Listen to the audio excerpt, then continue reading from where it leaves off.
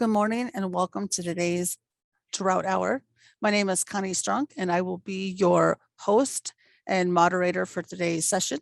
If you have a question or comment, please go ahead and put that in the chat or the Q&A feature here within Zoom, and we'll be happy to get that addressed. At this time, I would like to introduce you to our first speaker, which will be Laura Edwards. She is our state climatologist and she's located up in Aberdeen at our regional extension center up there. So Laura will provide us an update as to where things are looking at and a brief update of what's to come. Laura, take it over. Thank you, Connie. Yeah, I think it's kind of a Monday for all of us, kind of tripping over our words. So thanks for joining us today. And for those of you who are checking us out on YouTube after the live session here, I'll provide this update here for the last, kind of look at the last 30 days and looking out ahead towards the end of fall into early winter. And get right into it here. So as I normally do, I will start with the U.S. Drought Monitor. And this kind of gives us a snapshot of drought across the country. The next slide, I'll zoom into South Dakota. Gives us a snapshot of where drought is and how severe it is, looking at the deeper colors. So for the sake of the U.S. Drought Monitor, they don't consider drought until you get to the D1, the tan color, or a higher level. The yellow, abnormally dry, was not necessarily considered drought. That could be an indicator of going into or coming out of drought, maybe some lingering dry conditions or some lingering impacts in some areas. So zooming into South Dakota, we have quite a range of conditions across the state with drought-free, no issues as far as drought goes in the northeast and southeast corners of the state, but not too far away. In north central and south central, we see D3 extreme level drought, and still in the northwest, we're still retaining some of the D3 extreme drought as well. Also, we've seen a little bit of degradation in the west. A lot of this has been improved in the east by precipitation, which I'll show in a couple slides here. So right now, statewide, we have about 82% of the state in some level of drought, with about 10% in that most extreme D3 area. We don't have any of the D4 or exceptional drought in South Dakota, and we haven't had any here in 2021.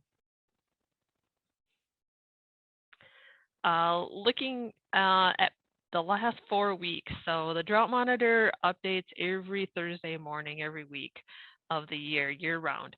And looking at the total changes over the last 4 weeks, the yellows in the west indicate 1 class degradation, so 1 class downgrade or worsening of drought according to the Drought Monitor.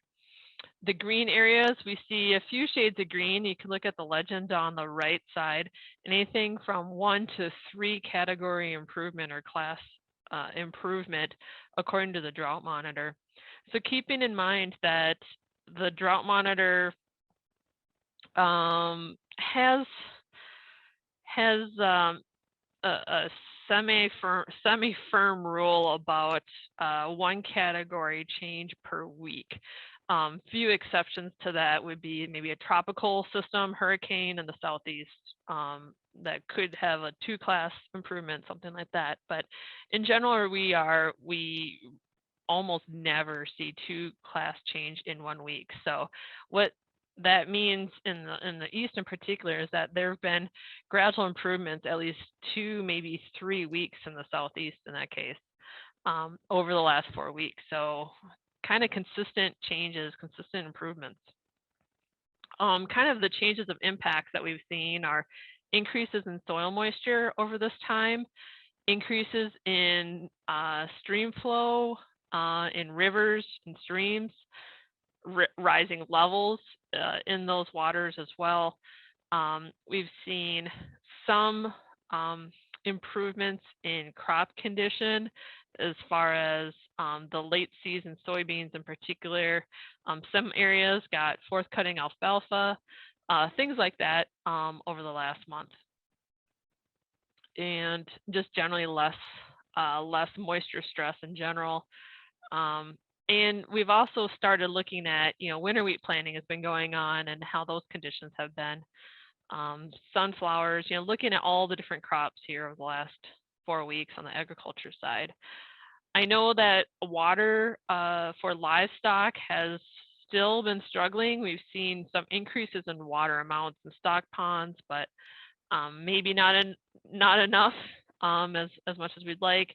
And I know water quality is still a concern, as extension offices are still getting quite a few samples in of that water for livestock health. So I know that that is still a concern for many, even in the areas that have been improving in drought conditions. Looking at the last month, the last 30 days, starting with temperature, I'll get to precipitation next. It's been relatively more moderate than we saw in the early to midsummer season in particular, with temperatures maybe closer towards average or slightly above. There's a couple green spots there that are just slightly below average for the last 30 days. But especially in the Northeast now, we see more of the yellows to orange, which are above average, but really less than 2 degrees above average in the yellow and orange color. You can see the scale on the bottom. In the far west, and is similar to what we saw in the Drought Monitor, where we saw some degradation over the last month. Part of that has been driven by warmer than average temperatures. So I know too, we've seen a lot of insects continue, grasshoppers, mosquitoes, and other insects continue with these warmer than average temperatures. And we're kind of waiting for a hard frost to really put the end to that, punctuate the end of that season. And we haven't quite seen that yet. These warm temperatures are really prolonging the growing season and the insect season. And here looking at the fall frost average. So this is the median date. So if we take the earliest and the latest dates of a 32-degree measurement, we go inward all the way to the middle. That's the median. So so it's not exactly the same as average, but the median frost date, at least for 32 degrees. And this is using data that's a little older, I know. We're in the process of updating these maps. But it still holds pretty close to true here. Anywhere from about this time in September, in the north, could be September 21st to 26th is the median date for our first 32-degree temperature. But as you go further south, you look at more like October 3rd through 6th. In that southern region of the state. Excuse me. So we're right in the middle of what would typically be our first initial 32-degree day. Thought I had another one in there. Oh, yep, here. 28 degrees. So looking at the hard frost or killing frost, what some people might say, the median date for that. Oh, this looks like I pulled the spring ones. I'm sorry. They are a little bit later though, by about a week or two. So sorry about that. The spring numbers, not the fall numbers there. So what have we seen so far this season? So looking at the last 30 days, the extreme minimum temperature. So what was the coldest temperature in the last 30 days? We do see some areas that got below freezing. So looking at the scale on the bottom, anything purple, blue, or that darker green, not the lighter green, the darker green has gotten below 32 degrees. So we see a handful of areas in the Black Hills. That's not uncommon to see those areas experience the first frost temperature, first freezing temperature. Also in the Northwest, we see a couple areas that did get below 32 or below. And then really just over the weekend, we got really close here in Brown County and in Walworth County as well. And I know there's some likely low-lying areas anywhere across the state that did experience some frost temperature below 32 degrees. But we haven't seen anything widespread yet. And as far as, below 28, maybe one or two areas. I'm not sure if this report right here in Buffalo County is exactly right, but we haven't really seen, again, the extreme cold temperatures this season just yet. So we have a little extra life in our growing seasons here. As we look out ahead for the next week to start with, so looking at the forecast, temperature-wise, I'm not showing that here, but temperature-wise, the next 2 days, we see highs around 90 degrees. For the next 2 days, I see some 80s in the Far East still on Wednesday, but middle of the week, we will see a big change as we see precipitation and come across the cold front, and temperature drop to more seasonal temperatures, at least seasonal high temperatures for this time of year, which would be closer towards the 70-degree range. We're seeing highs in the 60s to 70s as we look at Wednesday, Thursday, Friday. But the thing to think about too, even after this cold front passes through, our low temperatures are still going to be pretty warm, where we see a lot of low temperatures this coming weekend still in the 50s. Average low temperatures this time of year are more in the 40s, and so we are going to see not going to see a lot of chances of frost coming up in the next week or so.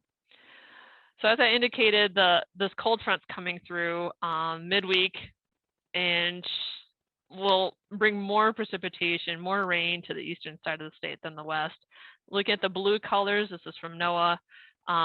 That's about ½ an inch to an inch or so, maybe a little more in the far southeast. And we're not seeing a big rainfall event, but enough to get things wet again. And maybe slow harvest down, as I know corn and soybean harvest is going. I know soybean harvest is in full effect. So corn is spinning up in some areas. So this may put a stall to some of those things, but it probably won't last too long. As we look out ahead beyond the next week, so looking at 8 to 14 days from now, NOAA's Climate Prediction Center came out with these new maps, which look a lot nicer than the previous versions of them. And they do lean towards warmer than average temperatures continuing into that first full week of October, so the 4th through 10th. Similar on precipitation, as we've seen kind of near normal chances of precipitation, and maybe leaning towards drier in the western side of the state. So again, that's not huge chances, not a huge, I wouldn't wager a bet on that western side of the state, but that's kind of the trend that we're seeing right now for that first full week in October, the 4th through the 10th. The October outlook was released on September 16th, so a little over a week ago. This will get updated, I'll say, this coming Thursday, September 30th. At the end of this month, they'll update October. But given what I just showed you, especially on the temperature side on the left, I would be pretty confident that they're going to keep that above average odds for temperature across much of our region, across the middle part of the country. They may change that shape a little bit, but it does look like warmer than average temperatures, more likely than not, in October. Precipitation side, kind of a coin toss. Equal chances is what they indicated of below average precipitation, near average, or above average precipitation for the month of October. And that's consistent with what I've seen too. I've seen you look at 1 to 2 weeks, and you look at 3 to 4 weeks, and you see some kind of mixed signals, sometimes wetter, sometimes drier. So we're not getting really a good consensus on the models, and I think the forecasters are also kind of uncertain what the month might end up like in the end as far as moisture goes. What it does look like, though, is nice weather for harvest for corn and beans in general. With the drier weather, warmer weather, or at least equal chances of precipitation, I should say, and warmer. Not so good, though, for our soil moisture. You know, we have made some gains over the last month, but we could use some more moisture because that's kind of that's setting up our savings account to use for spring of 2022. And that's true both on the row crop side, but also pasture, range, grasses, forages, you know, soil moisture that will hold and potentially freeze in the winter can carry us through and get us started for the spring. So fall is a great time to make some gains. And unfortunately, though, we don't see a lot of opportunity for that yet in October. As we look out further ahead, the last 3 months of the year, October through December, this is what we're seeing from NOAA. On the temperature side, they really back off on those warmer temperatures that they see in October, not really indicating that that's going to hold through the rest of the year. So they have equal chances of warmer, cooler, or near average overall when you look at the last 3 months of the year. On the precipitation side, on the right, they do favor drier than average conditions in that beige color for the last 3 months of the year. So looking back at October, they didn't say a whole lot. They had us equal chances, but this is indicating a drier November, December for the end of the year. So again, doesn't look great for our soil moisture recharge season, but doesn't look awful on temperature either. So kind of count our blessings that way. One other thing we're looking at for this coming winter season that we or climatologists have been talking about for a little while is developing La Nina over the winter season. And so I do get a number of questions about what does that mean for South Dakota. I'll show you a couple maps here for December, and then I'll show you what February has looked like. So this is looking at historical events of La Nina. And what has that meant for precipitation on the left, temperature on the right. On the left, starting on the left with precipitation with La Nina in December, early winter in December, we just see a lot of beige. There's not a lot of indication either above or below average for precipitation in December tied to La Nina. On the right side on temperature, not a lot to say in South Dakota either. Further north, North Dakota, northern Minnesota, more often than not, they favor cooler temperatures, but not so much in South Dakota. It's really kind of limited to our north in the early part of the winter. And I think this is a big player too in that October through December outlook that I just showed you, the 3-month outlook. They really backed off on those warmer temperatures in part because of La Nina and this winter signal in December in the north that kind of favors cold. When we look ahead towards February, I didn't show you all the NOAA outlook for late winter, but this is one of the big factors that they do consider in their climate outlook and that the computer models have picked up on. So for La Nina in the late winter in February, historically anyway, on the left side, precipitation, again, doesn't tell us a lot in South Dakota or even our neighboring areas. Really more further in the eastern Corn Belt, they might see a wetter trend in that late winter time, but up here we don't see a lot of precipitation trends or signals tied to La Nina. On the right side, temperature, you see a lot of blue out there, and this is where La Nina really comes out, is in that late winter, February and March, with colder than average temperatures more often than not during La Nina years, and that's really all across the region, across South Dakota and much of our neighboring states. So I didn't show the NOAA outlook for late winter. Their official winter outlook comes out in a few weeks, the third Thursday of October. They will release their official winter outlook. But until then, I think this is something to keep in mind. Also, and I mentioned this in the last webinar, if you're of the type that has things like livestock or water or other kind of animals or things to worry about, structures to worry about in the winter, I'd be thinking about what a colder than average late winter might do, if it's for calving or water or shelter or what have you, for that February, March timeframe. Overall, just kind of wrapping up back to the drought topic, this is the drought hour. So looking at the outlook here through the rest of the year, so through December, they have us in the brown color with drought persisting. One part of this too is not just thinking of La Nina, that doesn't tell us anything really about precipitation, but we're also leaning towards warmer and drier than average over at least part of that period. So that does not favor drought improvement. And we're getting to our driest time of year, which is January in the winter season. That's our driest time of year. So it's really pretty difficult to get substantial improvement. I know we've seen some here in the last month, but through the winter season, it's pretty difficult to see substantial improvement in drought conditions.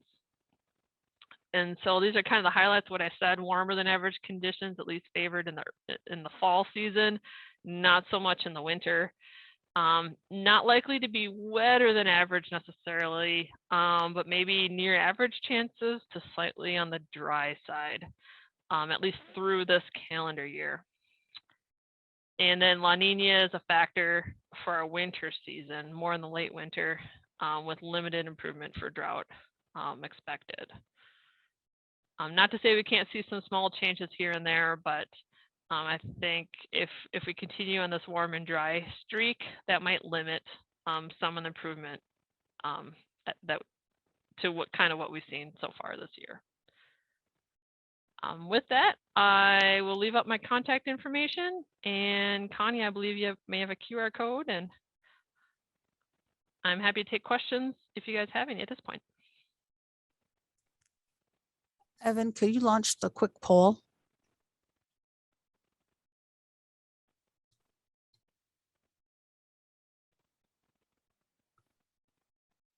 If you'd be so kind as to complete the 2-question poll here, just to kind of help us with information that we're presenting and future programming, we'd be very grateful.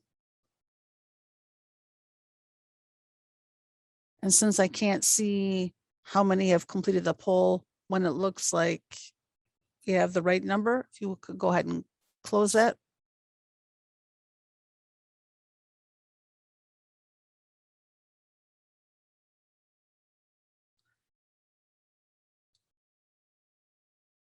Perfect. And what I'll do is, if you have any questions, please put them in the Q&A or in the chat. I'm going to share my screen to share that QR code for those that might need those certified crop advisor continuing ed credits.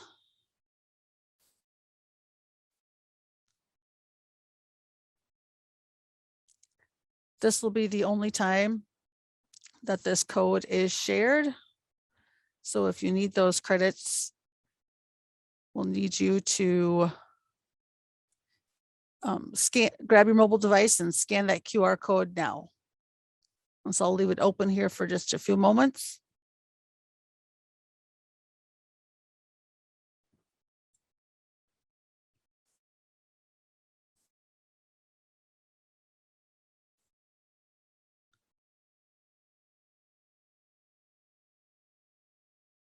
Give it just a couple few seconds here, and then I'll close this code.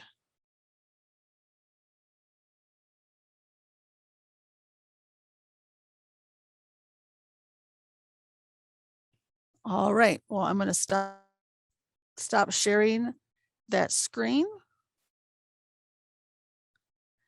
At the moment, Laura, I do not see any questions in the Q&A or within the chat. But if folks think of something and you have something come up, please drop them in there and Laura will be more than happy to address them. Jack, I'm wondering if you are ready. Yeah, I can start sharing. I'm going to put a link to a crop budget in the chat. So if people want that before I start here. Perfect. I'm going to introduce our next speaker. That will be Jack Davis. He is our crops economist over in Mitchell at the regional center there. I've worked with Jack for a very long time, so he's got a lot of good ideas and thoughts here. So he'll share kind of an outlook and some things to think about. So turn it over to you, Jack. Okay.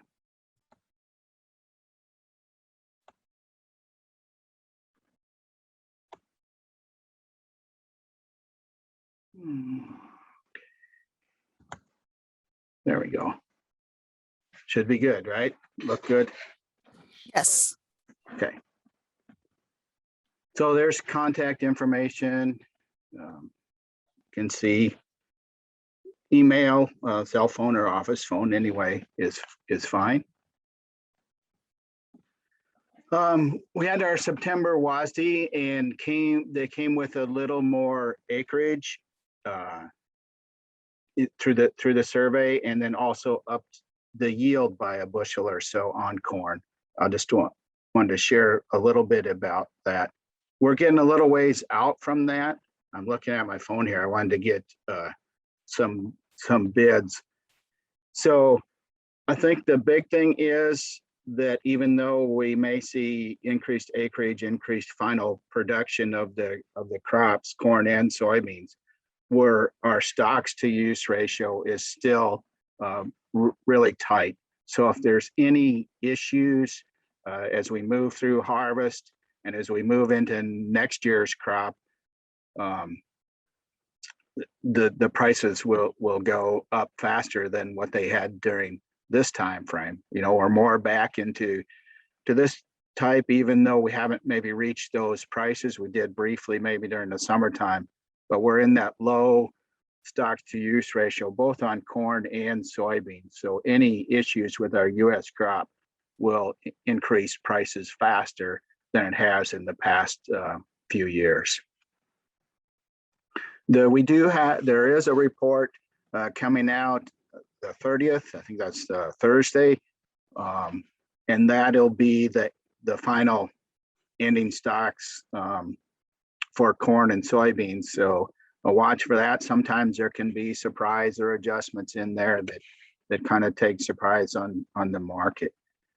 You know, you're hearing different things on yields as we're starting to get harvest going, some surprisingly good, some about what they expected, and some poor. But boy, you look at basis, and I was just looking at that, just looking at my phone, we are for new crop corn, or the corn we're harvesting right now, through November, we have a zero basis. So it's even with the futures. And in East Central South Dakota, or almost to the central part of South Dakota, that's really unheard of to be that tight on basis. So to me, that's saying that we don't have a crop out there, or there's a need for the crop to come to town. December, we're looking at December, it's only 5 cents under on corn. Look at soybeans, it's only 10 cents under. And many times when we have those large crops or large national crops, our basis in South Dakota can be, 40, 50 on corn, and soybeans, when we were having issues with the rail a few years ago, was $1 plus in the center part of the state. So probably showing that we do have a tight crop coming up. This is just the map of where the changed bushels and the percent change from the previous month. So as you see, no change in South Dakota. Minnesota went up, Iowa went up, Nebraska up a little bit, Wisconsin, no change in Illinois, Indiana up a little. So you can just see that where the estimates changed in the September report.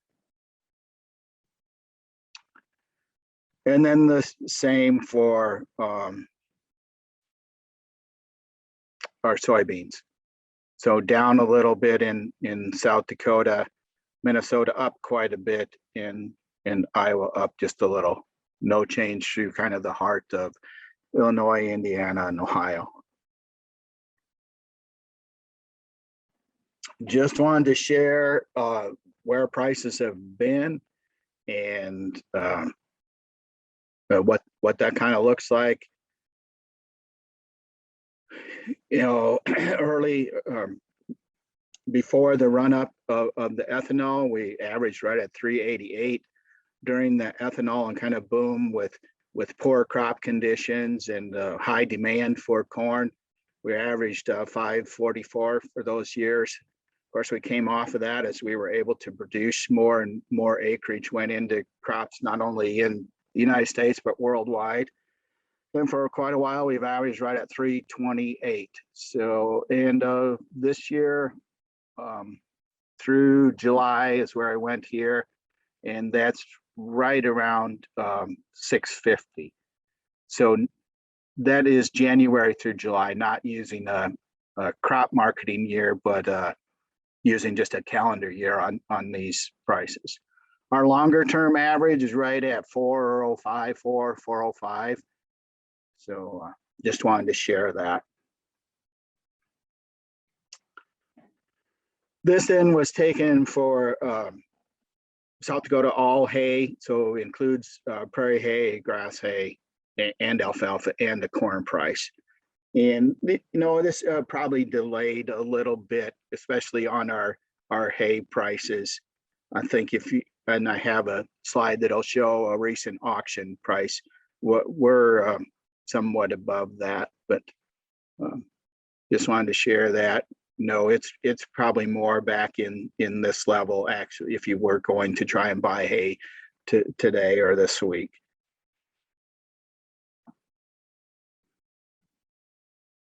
Yeah, this was taken out of Dakota hay auction, which is reported each week that they have a sale, and that is located at Corsica. Here I gave a link that can be used to access hay reports throughout the region and of course South Dakota.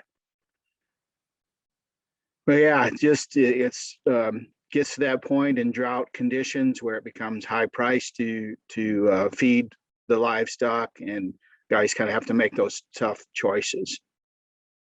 You know, maybe some blending, maybe you can use some of the poorer, lower cost hay, blend it off with the crops that you have or alfalfa that you have, or better nutrition type stuff, and make things balanced. So really key on the management of those costs. Get questions on CRP, and as we saw back from that last report, kind of that 85 to 135. Probably depends on how many weeds and stickers and what else is in there. Probably the poorer load is maybe more slough type grass, and that might not be worth the trucking, depending on what you add into it.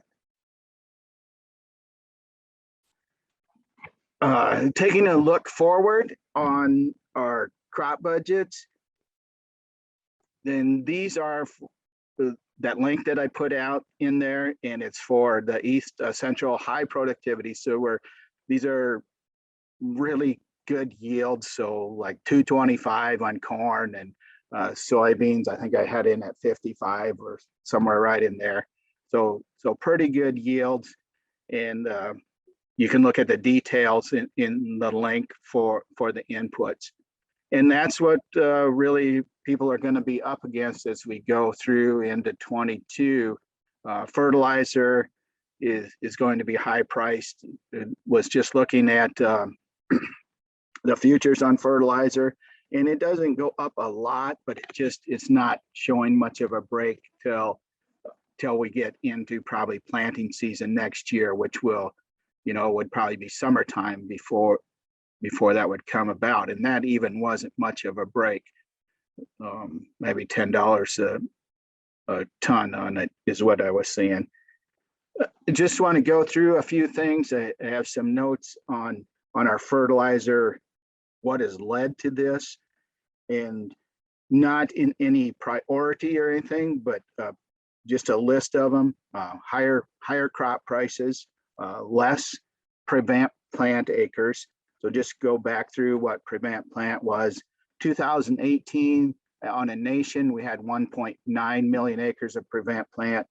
In 19, we had almost 20 million. It was 19.6 million acres of prevent plant. And in 20, there was still 10 million acres, a little over 10 million acres of prevent plant. So that really dropped demand for fertilizer, and those plants really worldwide started to cut back. And then we get to 21 and we're back more to that 2018 level of only 2.1 million acres of prevent plant. So more demand came about when the suppliers, which is a small market, but when they had been strapped with low demand, so they had really kind of cut back on production. But other things, natural gas availability, that was down, and shipping costs are increased quite a bit. There's a index called the Baltic Dry Index, and that is measures shipping costs, and that's up quite a bit. China had some restriction on exports and tariffs, slowed their domestic supply during the time of high demand as we were planting a larger amount of acres. Then there were some government sanctions on Belarus, which is the largest potash exporter. It doesn't ship directly to the U.S., but it's created a tight global supply, and these sanctions that came about then slowed that going into the market. So that's part of the potash. On the phosphorus, Mosaic, which is the largest supplier in the United States, they filed a petition with the International Trade Commission and Commerce Department in June of 2020, alleging injury by subsidized imports from Morocco and Russia.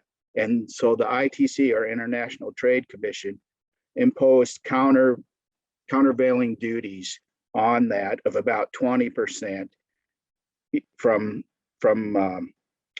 Morocco, and on Russia the duties, depending on the type, were from 9% to 47%.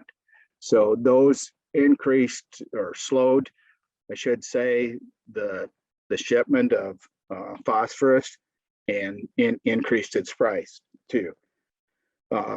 Mosaic has 63% of the market share in the U.S., and Neutrina has 29% of the market share. So concentrated industry is what I should have said earlier, and those are just some of the reasons that we're seeing these high fertilizer prices. And I would, if our crop prices hold and or go up, I would see that continuing. Switching here a little bit, just want to show where our crop insurance prices are falling out or coming about. Corn and soybeans won't start until October, but just wanted to show where current futures were at. This was as of yesterday, or the last, which would have been probably Friday's settlement. And then I think they're up this morning. So starting in October, be the average of December futures for corn, and the November futures for soybeans. And here's where the fall or the harvest price was for wheat was at $9.21 on spring wheat and $6.34 on winter wheat.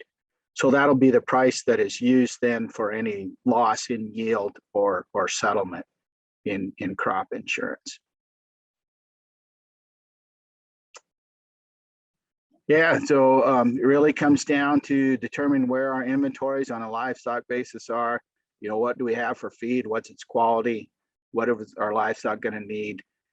And then the guys have got to make those hard decisions yet, possibly in culling, weaning, feeding, or moving the cattle. It's kind of short today. Is there questions at all?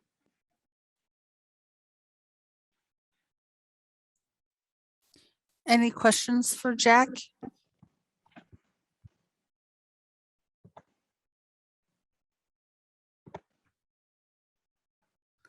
Well, while we're kind of waiting for some questions, Evan, if you could launch the poll.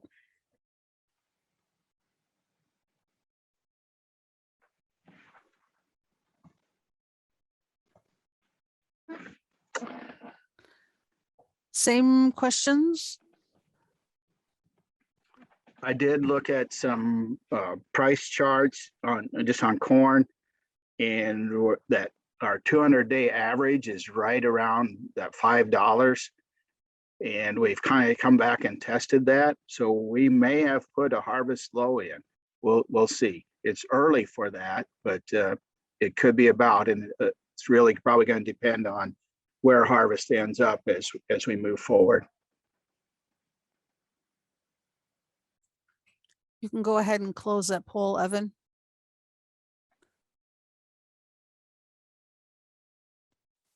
I'm going to take a couple of moments here just to share the other QR code.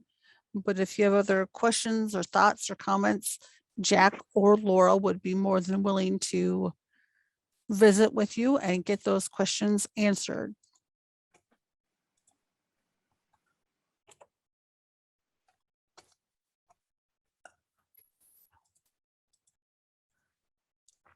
All right.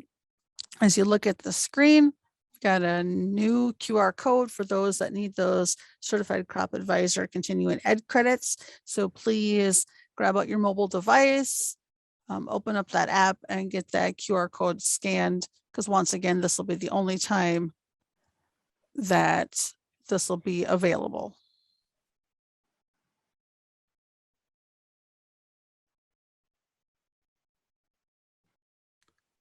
Just give a few moments here.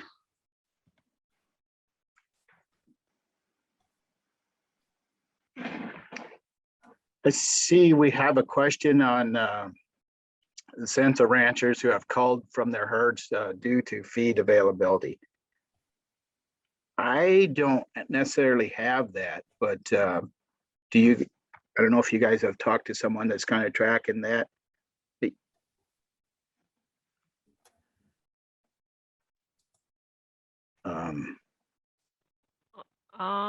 I don't know. I think there's been quite a few sales with both feed and water issues. But yeah, I don't have any firm numbers on that outside of the sale barns, right? Right. Right.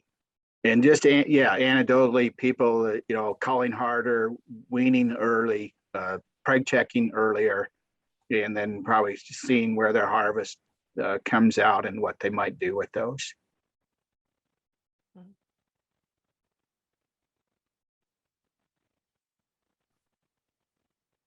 The one thing I have heard the last couple of weeks is I think we were expecting more early weaning, and because of the drought, and I don't think that's happened because it has gotten a little wetter, especially in the central and eastern part of the state. So maybe people are holding on, maybe a little more optimistic now than they were, 30, 60 days ago. I think the other thing, just speaking from the central part, we had such a nice winter last winter, frost or not a lot of snow cover, and there was a pretty good amount of hay actually carried over. So guys were sitting pretty good that way. And maybe chose to feed some if they needed, if the pastures were too dry. Mhm.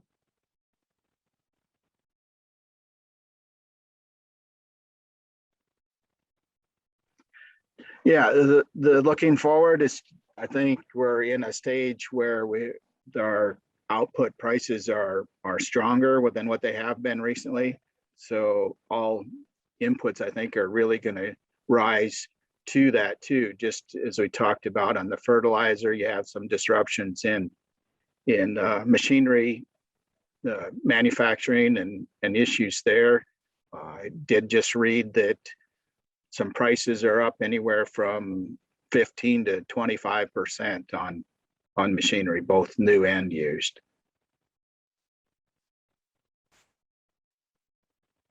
Jack, I was just thinking about winter wheat. I know the crop progress report hasn't started yet for the 2022 crop year for that, but any early indications on how many acres or how planting is going in that way? I think guys are just kind of getting started and going, as your drought monitor showed, for much of the state, there's a little moisture to get it going. So I know they were going and planting around here.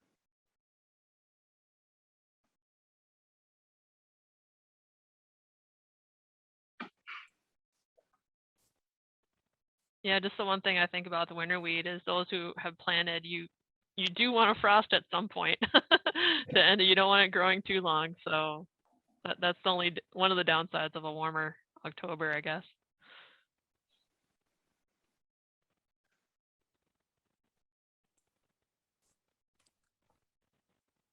Any other questions or comments for Laura or Jack?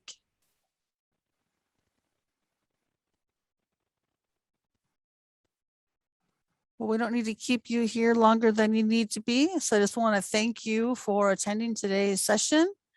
And we will be back doing a monthly session in October. So we will hope to see you there. If you have any questions in the meantime, please reach out to Laura, Jack, or myself, and we'll be more than happy to get those questions answered. So thank you and have a happy harvest.